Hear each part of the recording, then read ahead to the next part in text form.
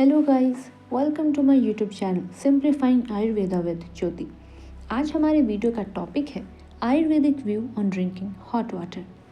आपने और इनफैक्ट मैंने भी यूट्यूब पे ऐसे बहुत से वीडियोस देखे होंगे जहां गर्म पानी पीने से न जाने कितने ही फायदों के बारे में बताया गया है। जैसा कि आपने वीडियो के थंबनेल में देखा होगा, गर्म पानी सबके लिए सही क्वेश्चन मार्क। आज वीडियो के अंत तक हम यही जानने की कोशिश करेंगे कि हमारे शास्त्रीय ग्रंथों में गर्म पानी के बारे में क्या बातें वर्णित हैं, कुछ वर्णन है भी या नहीं। तो चलिए शुरू करते हैं। सबसे पहले हमें ये जान लेना चाहिए कि आयुर्वेद में गर्म पानी के लिए कौन से टर्म्स मेंशन्ड है। जैसा कि आप इस स्लाइड में देख सकते हैं, उष्ण जल इज वन टर्म और कहीं कहीं उष्ण उदक भी मेंशन्ड है। अब उष्ण जल से हम क्या समझ सकते हैं? तो गर्म किए हुए जल को हम उष्ण जल या उष्णोदक कह सकते हैं। इसका इस्तेमाल हम अपनी नित्य दिनचर्या में या फिर औषधीय प्रभाव के लिए कर सकते हैं। औषधीय प्रभाव से यहाँ क्या तात्पर्य है, ये हमें आगे की स्लाइड्स में और बेहतर समझ आएगा, क्योंकि अब हम क्लासिकल टेक्स्ट को देखने जा रहे हैं। सबसे पहला रेफरेंस जो आता है हमारे पास वो है चरक संहिता के सूत्र स्थान से, जिसमें आचार्य कहते हैं उष्णम जलम पीबेत नित्यम कफ वात हरम परम। इसको ऐसे समझ सकते हैं कि वात एवं कफ दोष में शीत गुण विद्यमान होते हैं।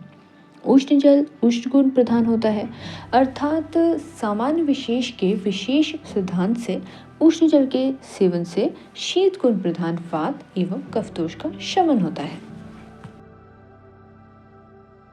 अगला रेफरेंस भी चरक संहिता से आता है, जहां आचार्य कहते हैं उष्ण उदकम दीपनीयम आम दोष विनाशनम, अर्थात उष्णोदक दीपनीय होता है। यह हमारी जठराग्नि को प्रदीप्त करता है, यानी डाइजेस्टिव फायर को बढ़ाता है, जिससे कि हमें और अच्छे से भूख लगती है। साथ ही यह आम दोष का विनाश करता है, जिन्हें भी पेट संबंधित विकार होते हैं जैसे गैस, ब्लोटिंग, उनको दूर करता है। इसे और सरल भाषा में समझने के लिए हम कह सकते हैं कि ये हमारे बॉडी को क्लेंस या डिटॉक्स करता है। अब तक मैंने जितनी भी बातें बोली है उसको यहाँ मैंने समराइज्ड फॉर्म में प्रेजेंट करने की कोशिश करी है। अब बढ़ते हैं हमारे नेक्स्ट क्लासिकल रेफरेंस पे, जो कि अष्टांग हृदय से आता है।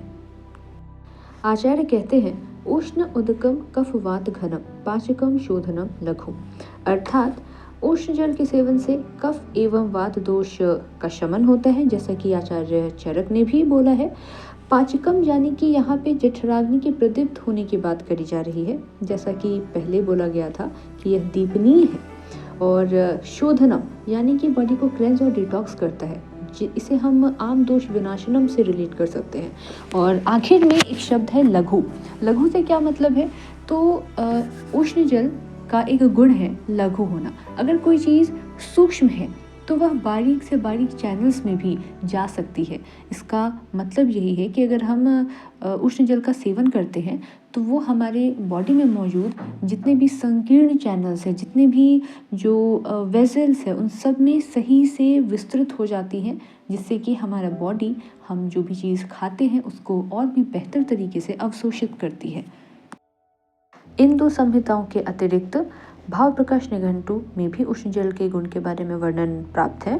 इसमें आचार्य कहते हैं उष्ण उदकम लघु पथ्यम कास श्वास हृत परम दीपनम पाचनम चैव कफ वात विनाशनम, अर्थात यहाँ पे भी उष्ण जल के गुणों का वर्णन किया गया है कि उष्ण जल लघु होता है। पथ्य मतलब कि वह हितकारी है, अ होलसम थिंग। कास श्वास हृत परम का मतलब है कि जिसे भी कफ है या फिर ब्रेथलेसनेस है तो उसमें भी यह हितकर है। और दीपनम पाचनम यानी कि डाइजेस्टिव फायर को और भी बूस्ट करता है। पाचन यानी कि अन्न के पाचन में भी यह हेल्पफुल है। और कफवात विनाशनम यानी कि वही शीत गुण का शमन करता है। अब मॉडर्न एस्पेक्ट्स की बात करें तो बेनिफिट्स ऑफ हॉट वाटर में हम कह सकते हैं कि it improves digestion, reduces toxins, clears channels, helps obesity and relieves constipation.